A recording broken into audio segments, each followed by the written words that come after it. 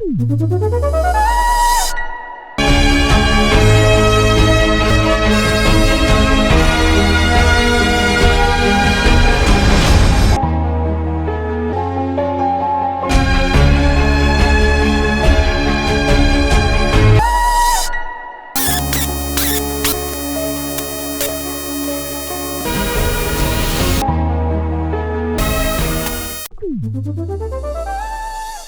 everyone, this is Abimbola Kiyomi, Ileokoya on Now That You're Married. Finance is an integral part of marriage. I've said it jokingly here before, that love without money is equal to frustration, meaning that there's a lot money can do in your marriage for you to have a happy home. In everything, in the meeting of need, in the caring for your spouse and for your children, you need money. Meaning that marriage may not be successful if there is no money at all in that marriage. Today, I am glad to introduce to you a brother and a friend of mine. He's been married for over 20 years, and we've brought in him so that he can share his wealth of experience with us. Join me as we welcome Mr. Babatunde Dada. You're welcome, sir. Thank you for honoring me. Thank you for coming over. Now I'm going to go straight to the point because I know you have some bit of training in finance. So I'm not asking for professional point of view, but I want to ask for your view as a married person. The first thing, how do you handle finance in marriage without causing issues? In line with some people, desiring to have joint accounts or have individual accounts, have savings accounts or investment accounts. How do you handle it? Okay, thank you very much. Thank you for inviting me, and it's a pleasure being here. There's a song, No Love Without Finance. You have to have a J-O-B if you want to be with me. A lot of you, I don't know if you know the song. I can't remember. Is it Aretha Franklin or somebody that sang that song? So the reality is this, like you rightly said, marriage without finance, it's not zero. It's actually negative. That's minus. And it's very, very clear. You asked that, how do you handle it? There's no particular template, but then the reality is, based on experience, is that money, or rather, no money or no finance in marriage is negative. It's going to hit the rocks, just like the Titanic just came down. Finance is a very delicate issue. People, we deal with it in different ways. Some people have expertise in finance. Some people don't. Some people take, I want me come and know nyafu nyafu. But money is not like that. Money is a seed that you can actually grow. And if you don't put it to use again, there's no benefit for it. So there's no particular template for finance in marriage. However, you need to understand who your spouse is, and that takes time. It takes time. You mentioned about having a joint account. So having a joint account with someone who is impulsive in buying is a recipe for a crisis. Because you know that this person is impulsive. So it's not as if the person wants to hurt you, but that's how the person is. So for such a person, you have to create limits, and you have to sit the person down and say, look, for us to work this out, because their needs and their wants, for us to meet our basic needs, these are the things we need to do. Okay, like I was saying, it takes a while to be able to even identify that impulsive spending. And how will you know someone impulsive that is an impulsive spender? First of all, you need to know how much the spouse's salary is, if the spouse is a salary earner. You need to know how the pattern of the impulsive spending is. And how do you know that? You first of all also need to know what's the income of such a spouse. because if you don't know the income of the spouse, you won't know whether such a person is an impulsive spender or not.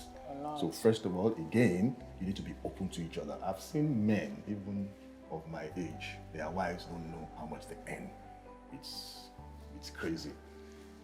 Even a businessman, for example, most of the businesses I do, to the specific figures, even in places whereby you need to facilitate things, you need to be very open to your spouse and say, okay, this is kind of transaction I'm doing if you're a business person, and these are the kind of things that are involved. So the spouse should be able to gauge that, okay, this person earns hypothetically $1 million a month. There's some things that can do. Even if you don't earn up to that, you earn 20,000 naira a month, there's some things that will be able. So based on that income, you'll be able to determine, my husband is an impulsive spender. My wife is one. For example, I know a couple rather. The wife is a banker and she's an impulsive spender. She earns so much. So much. And spends so much as well. So over time, you understand, they've been able to work out a scenario whereby the salary of the woman goes into the husband's account. So the husband actually controls what she spends.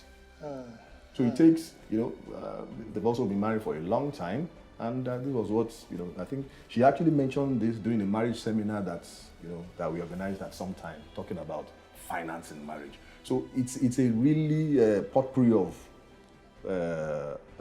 issues.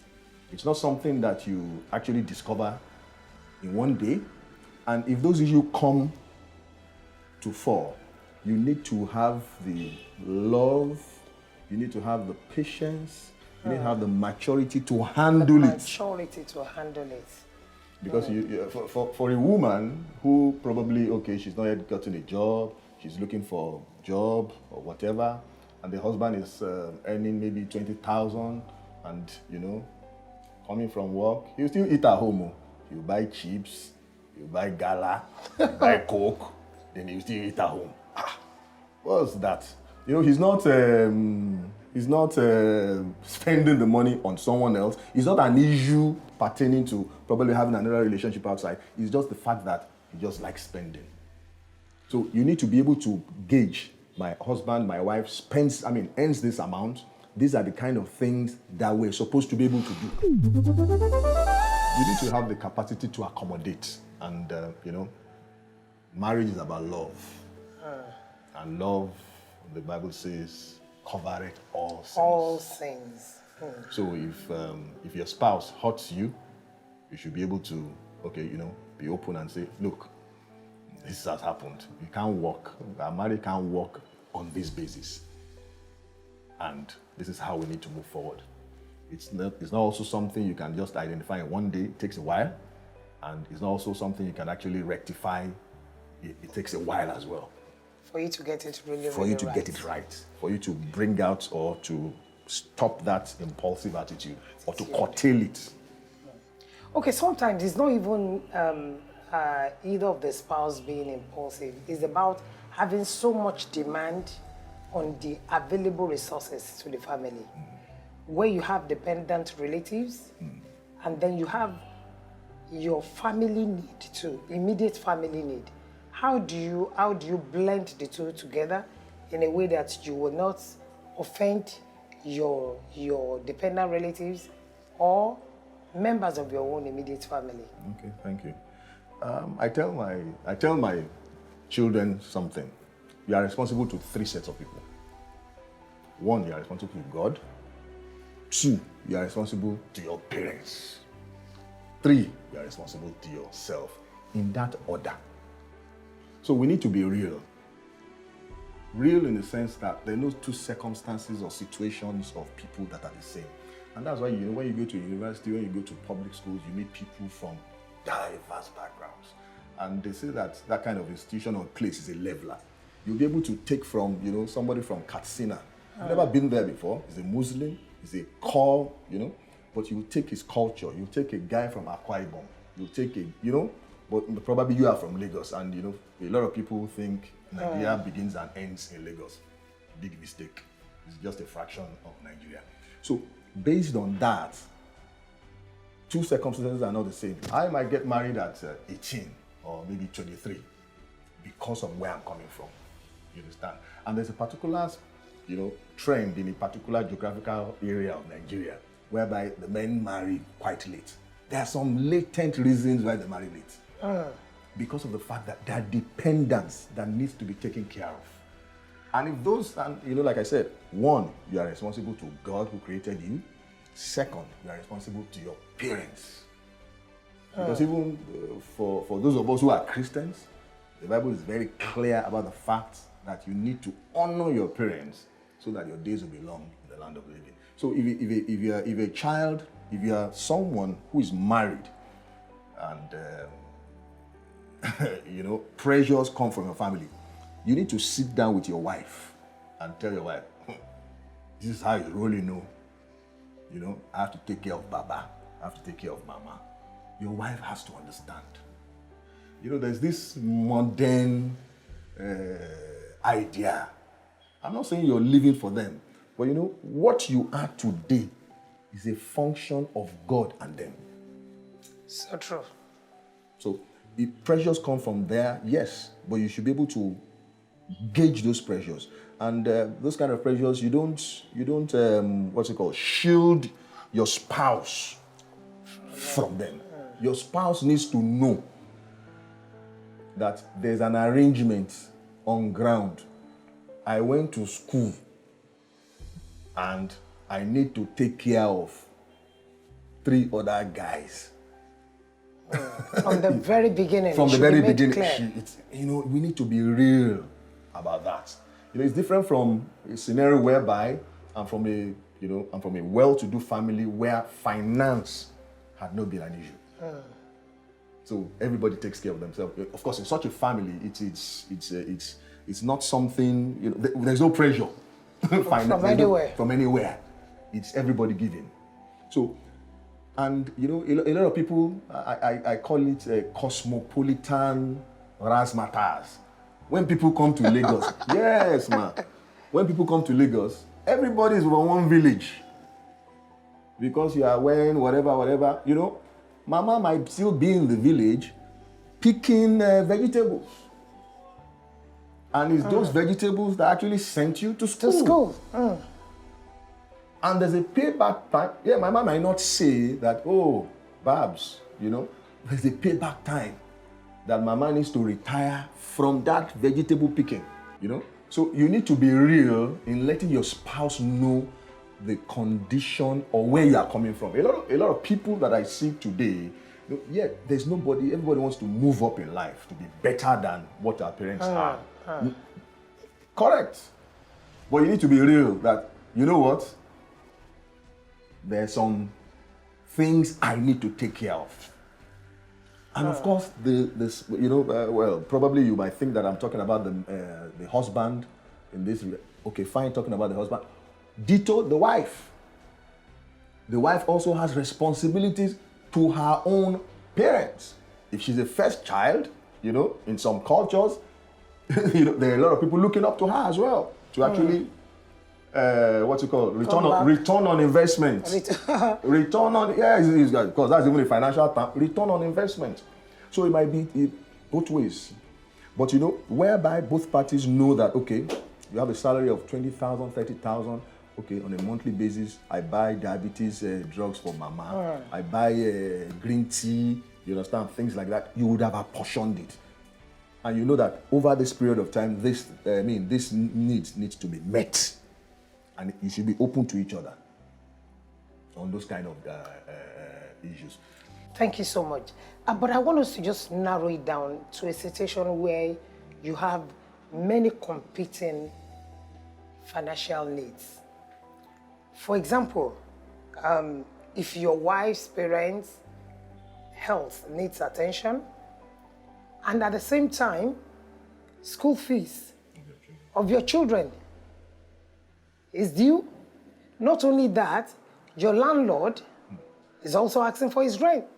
So these are needs, immediate needs. How do you prioritize it in such a way that nobody gets offended, both within and outside your home? Well, someone said something at some time and said, well, I didn't really agree with it, but over time, it's something that you need to look at. Because in this society, African society, there's what's called social capital. Social capital. And what the person said was that, if somebody just loses his job tomorrow, you understand, if he was a good guy, he will get job now. What does that mean? And that's where that social capital aspect comes in. Let me just use an acronym. He would have spread the joy. So when he had the money. Correct. So when times are hard, people will know that. Auntie, that guy has been there. Auntie, daddy needs whatever. Okay. She will well. Why? That's why, again, you understand, you need to create networks. And that's the truth. Networks so that situations like this, when they arise, you analyze them, the scenario you painted, the father-in-law's health, priority, you understand? Your own children's school fees, priority, your house rent. Let's even put it, let's up it. Probably your own father's health as well, priority. So who do you want to, when yourself and your spouse meet, whose health are you going to handle? Handle first. These are both competing needs, major issues. So, that's why that social capital comes in. Of course, your financing, what you've done will actually come in for you. But then again, I say that, the person who set up the marriage in the first place, the person, the being that put up marriage in the first place.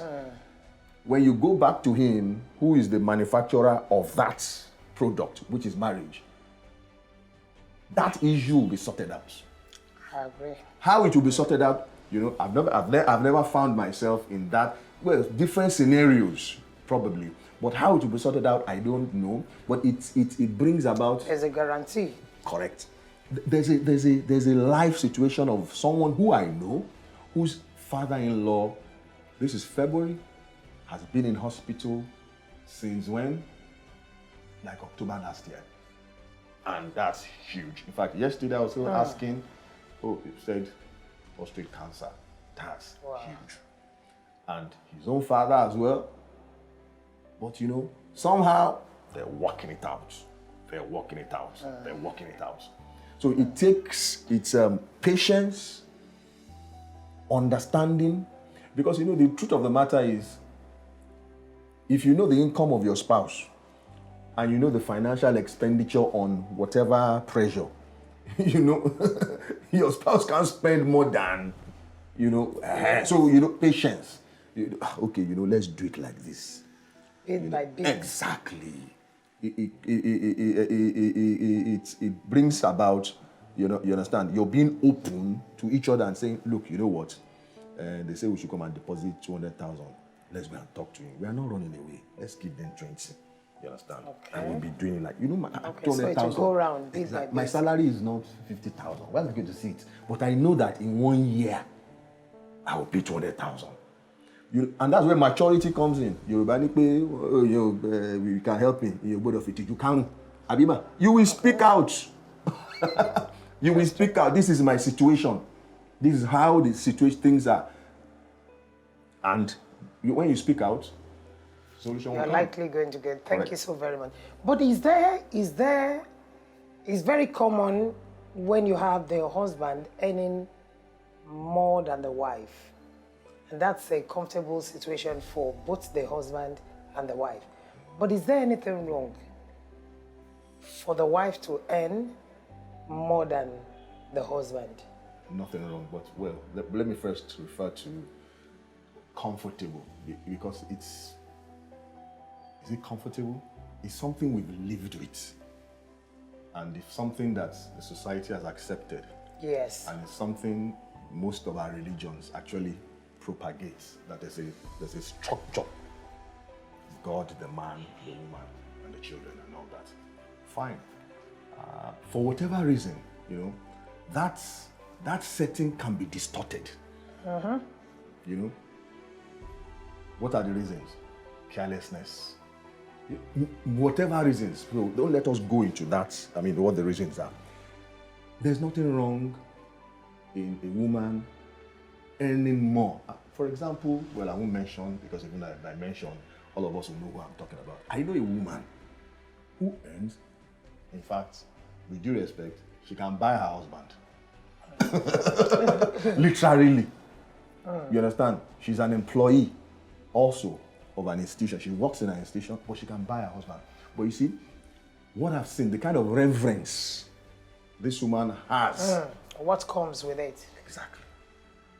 You would, if you met them and you don't know the antecedents of, who is earning what? What you this guy is loaded. That would be your own take, but it's actually the woman. So it takes understanding. The example I gave earlier on of just to draw back a bit, the woman who works in a financial institution and is an impulsive spender, and her salary goes to the husband. I'm not saying that is the scenario in this case, but I can imagine the husband knows how much his wife earns, and the woman is subservient. And with due respect, it's not the style of the manufacturer for the woman to take that position of being the provider. It's just a helper. Yes. For a while. Yes, and then till you get it back. Let me tell you of a scenario of someone that told us something, and it was okay. A called man of God. But, they don't work, so he didn't have work. So, and the God that called him gave the work to the wife to be doing. And the wife was, but somehow along the line, according to this story, the woman fumbled. The details of how she fumbled, I'm not aware. But I was told that God now told the woman, life in this our Lagos, I gave you this opportunity to take care of my servants, but you have missed it. I will take it from you. And, her business started nosediving. And this man was being sustained from outside. So, I'm not against women empowerment. In fact, I'm a supporter. But, even if your wife earns 10 times more than you, a man should ensure that he strives to earn 100 times more than what she is earning. But it should not be an issue. It should not be. For it not to be an issue, again, you need to go back to the manufacturer. Because men, the way they are wired, I tell you, a man that is not earning much, but knows that his wife earns a certain amount, there are some expectations, and he will feel slighted, ego, and that's why I mentioned, you swallow your ego, you vomit it. No, if you swallow it, you will still be misbehaving because it's inside you. You have to vomit the ego, so that the marriage can work. Thank you so much. The marriage can work. Thank you so much. As I've often said, the money that comes in through both spouses is supposed to come together as the money available for the spending of the family. If it is taken from that point of view, there will be lesser issues over fund. It shouldn't come with ego. It's just opportunity. Sometimes it's just mere opportunity that comes the way of either of the spouses in order to improve what is available for spending within the family. Before we close, I just want to ask this other question too, really. For some people, after losing a job, they kind of relent, they relax, in getting another job, knowing fully well that the spouse earns enough to take care of the two of them. Should it be that way? You are not handicapped. You just lost a job, either a man or a woman. whatever you are contributing should give you some level of satisfaction that you are doing something to the well-being and the running of your home. But for you to now say, okay, after all, my spouse is earning more than enough for all of us, then I can relax. I would like you to take that, and then finally, I want to combine the questions so you can just answer as I go. When do you look for loan? When do you seek fund outside your earnings, the earning of the two, parents, outside the family? When do you seek for loan? Let me give you an experience life experience of a couple that somehow or the other, due to social displacement in Lagos, the wife was doing quite well, and due to government policy, the business of the wife crashed. And call on Fisher because she was working, and the question was that savings, where's savings? But she couldn't get back on her feet.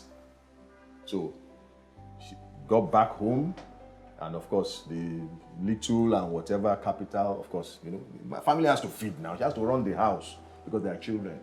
Okay, the spouse as well, was doing, the husband doing his own bit as well, of course, contributing.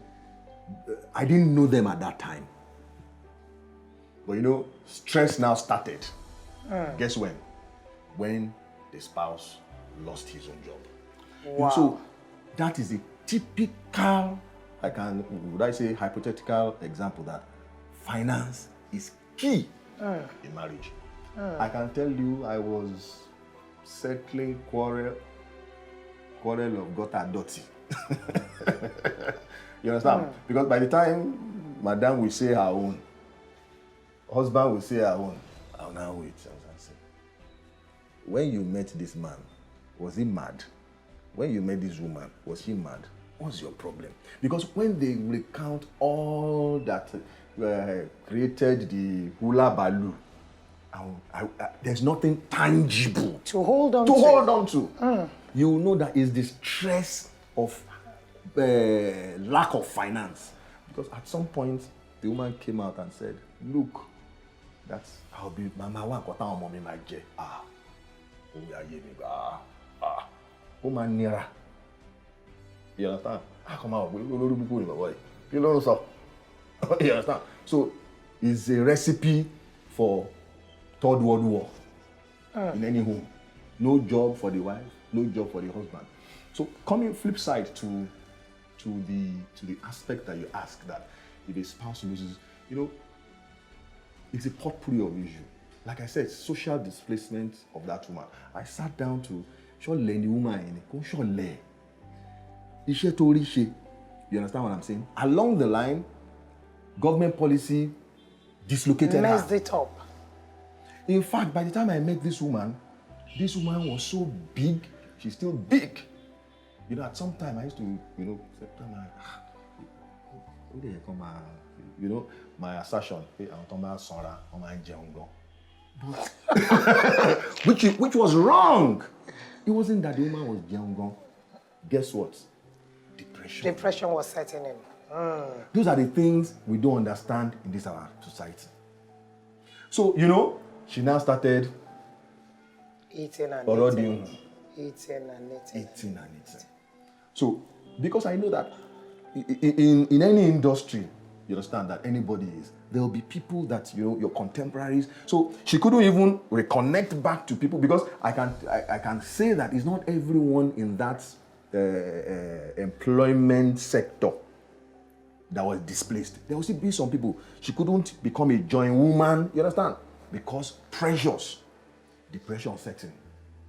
Started giving the husband unnecessary stress. That I will see the husband sometimes in the morning, he will look like someone that has not slept overnight. Because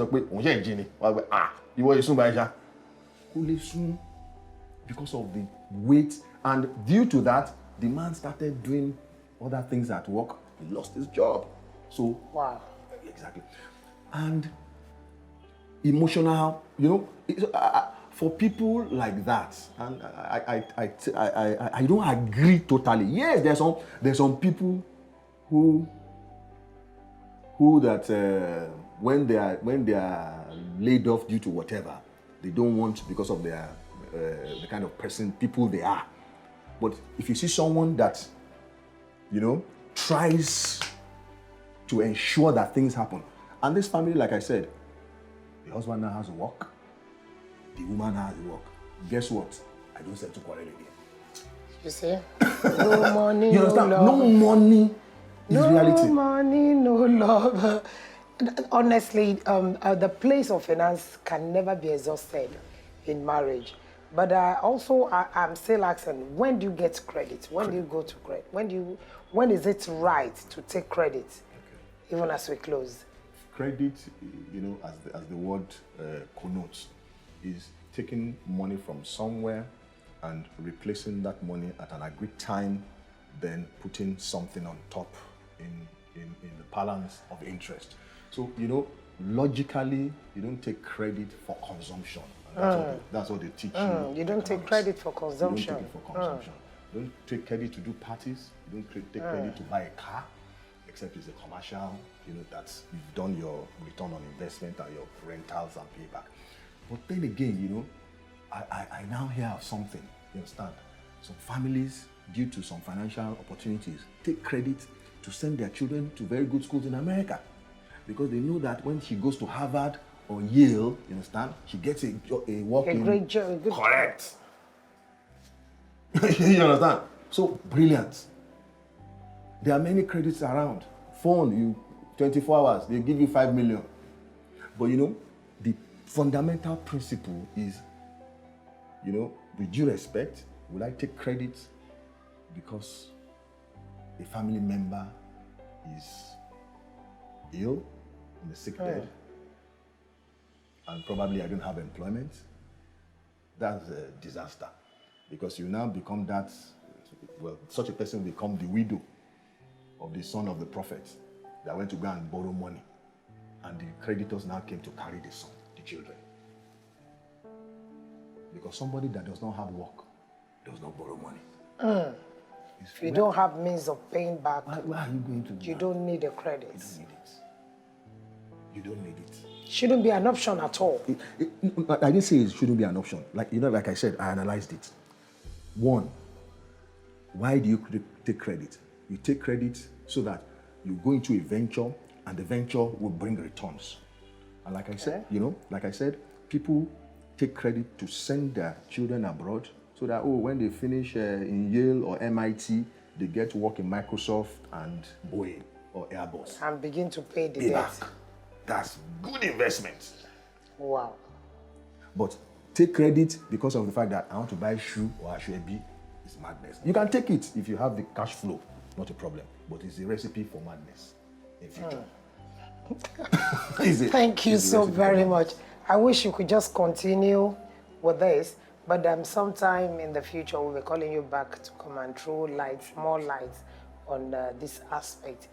Once more, I'd like to say thank you, Mr. Babatunde Dada, for leaving out time to be with us. Thank you very much for having me. Finance is very key. Make the best use of what you have. Prioritize your spending. Be a person that is satisfied with what you have. Contentment is the word. Because when you love what you have, you'll have a higher level of satisfaction. But if you don't love what you have, you keep looking at other people's stuff. So I just want to encourage everyone, money should not be the source of issue in your marriage. Make up your mind. No way. You are supposed to go on errand for us, not to dictate how we run our home. I want to say thank you, sir, for coming, and we look forward to having you again. Thank you. On behalf of Ileokoya TV, we'd like to make this presentation to you. Thank you very much. Thank you so very much. You're welcome. And I want to encourage everyone, please ask your questions, send in your mails. Let's hear your part of the issue. I'm really interested in knowing what your view is. It's not, you can't end it. Like he said, there is peculiarity to every home. So let's learn from you, sending mails, sending text messages, put up a call.